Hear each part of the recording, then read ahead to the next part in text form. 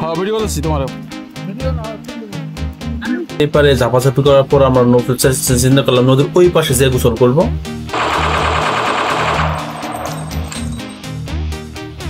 আসসালামু আলাইকুম viewers, welcome back Netrokona regular এপিসোডে। আজকে দ্বিতীয় এপিসোড। আজকে আমাদের গন্তব্য সমস্যা নদীতে গোসল করা। তো আমাদের সাথে থাকেন, পুরো ভিডিওটি দেখেন। পেছনের দিকে শেষের দিকে অনেক ফানি ক্লিপ আছে, ওগুলো দেখার জন্য অবশ্যই শেষ পর্যন্ত ভিডিওটি দেখেন। তো আমরা এখন এই নদীটা পার হইতে হবে। নদীটা পার হওয়ার জন্য আগে খুব সম্ভবত কাঠের ব্রিজ ছিল, এবং ব্রিজটা ভেঙে গেছে যে কোনো কারণবশত। এখন আমাদের যাইতে হবে হইতেছে ট্রলার, সেলো, পরে ফেরি যেটাই বলেন ওটাতে পার হইতে হবে।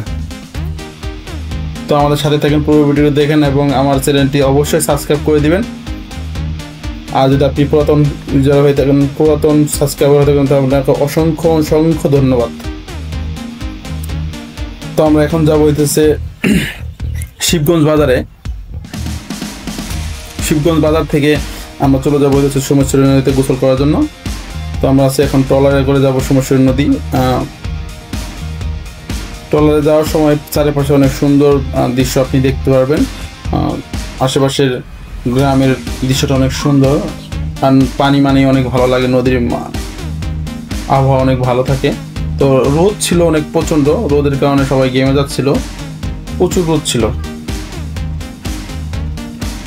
আপনারা অবশ্যই ভিডিওটি লাইক, কমেন্ট, শেয়ার করে দেবেন, আর চ্যানেলটি সাবস্ক্রাইব করে দেবেন। সাথে থাকুন, পুরো ভিডিও দেখুন। ওই দূরে দেখা যাচ্ছে ভারতের মেঘালয়ের পাহাড়। এখানে শিবগঞ্জ ভাড়ার চাটলা দেওয়া আছে, আপনারা দেখে নিয়েন। আমরা শিবগঞ্জ বাজার থেকে অটো ভাড়া নিলাম। আমরা অটো একদম রিজার্ভ করে নিই। আমরা হচ্ছে চীনামাটির পাহাড় এবং সোমেশ্বরী নদীতে দুই জায়গায় যাব। তার জন্য পার হেড 30 টাকা করে ভাড়া পড়ে রিজার্ভ করে নিয়ে আমরা মনে হয় 700 টাকা করে নিয়ে রিজার্ভ করেছিলাম। তো আপনার রিজার্ভ করতে আমরা চলে আসছি ওখানে যে বিডিআর ক্যাম্পটা আছে। এখানে এই নদী, ওই দিকে সামনে নদী। এখানে বিজয়পুর জিরো পয়েন্ট বলা হয়। এখানে আপনারা আসলে অনেক সুন্দর ভারতের আসাম রাজ্যর মানুষজন দেখা যায়। জিরো পয়েন্ট আছে নদীর ওই পারে, নৌকা ভ্রমণ করা যায় চাইলে। তো ওটা অনেক বার্গেনিং করে নেবেন, কারণ নৌকা ভ্রমণটা অনেকে অনেক দাম চায়। সাথে থাকুন, আমাদের সাথে গোসল করার ভিডিও দেখুন।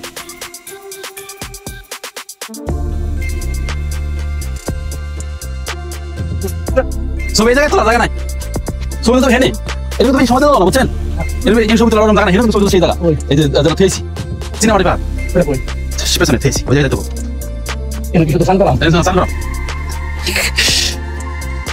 ওরা আমরা 7 জায়গায় হেপার যাই চলতুন, বুঝছেন?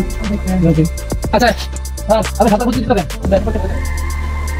এত মানুষই নাই না, আগে অনেক মশলা তো এখন বুঝেন নাই।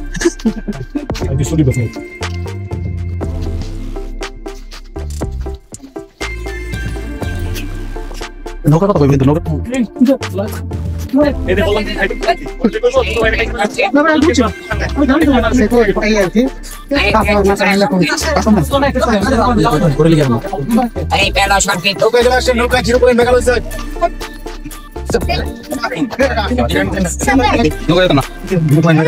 মেঘালয় নাই খুদে আমতাদের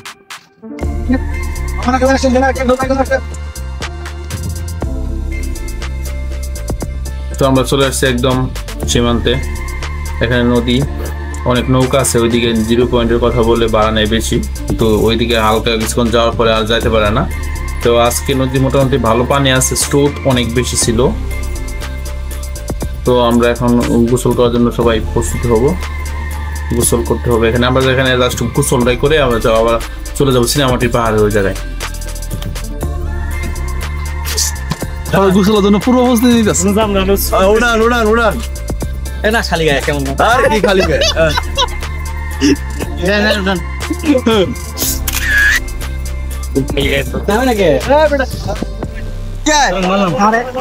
হ্যাঁ ভিডিও করছি তোমার।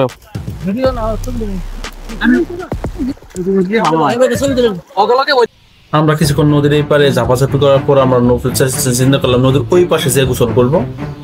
তো তার জন্য আমরা একটা বোট ঠিক করলাম। জনপ্রতি 10 টাকা করে ভাড়া নিল যাওয়া এবং আসা দুইটার জন্য। খুব রিজনেবল প্রাইস, এটা সবসময় পাওয়া যাবে না, পাইলে ভালো। তো আমরা ওই পাশে গেলাম, ওই পাশে যাই আরো সুন্দরভাবে গোসল করার চেষ্টা করলাম। ওই পাশে পাহাড়টা আছে, সেই সাথে গোসল করবো।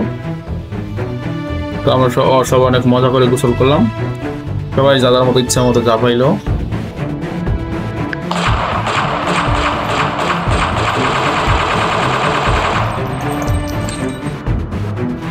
কিছুক্ষণ ঘোলাঘুলি করার পরে আবার আমি পেছনের ভিডিও করার চেষ্টা করলাম। রোদ ছিল অনেক, যার কারণে আমার রোদের চোখ পড়লে একটু সমস্যা, সানগ্লাস করে নিলাম। পেছনের ভিউটা অনেক সুন্দর ছিল, চারপাশের ভিউ অনেক সুন্দর ছিল, দেখতে খুবই চমৎকার লাগতেছে।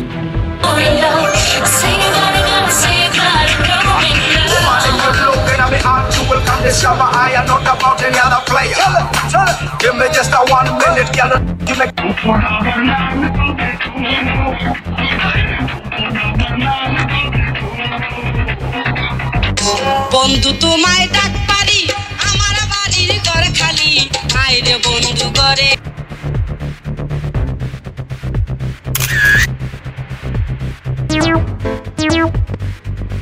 আমাদের গোসল করা শেষ, আমরা এখন চলে যাব চীনামাটি পাহাড়ের দিকে। তো আমরা আমাদের সাথে এখন চীনামাটি পাহাড়ের ভিডিও আসতেছে সামনে। ভিডিও ভালো লাগো আর খারাপ লাগুক কমেন্ট করে যাবেন, সাবস্ক্রাইব করে যাবেন, লাইক করে যাবেন। ভালো লাগলেও করবেন, না লাগলেও করবেন। তো আমরা এখন এখানে অনেক দোকান আছে, চকলেট, ইন্ডিয়ান সাবান টাবান, হাবি জাবি অনেক কিছু পাওয়া যায়। তো আপনারা এখানে সব দেখে নিন, এখানে আপনারা যদি মন চাইলে আপনি কিনতে পারবেন, কোনো সমস্যা নাই। Thanks for watching, wait for next video.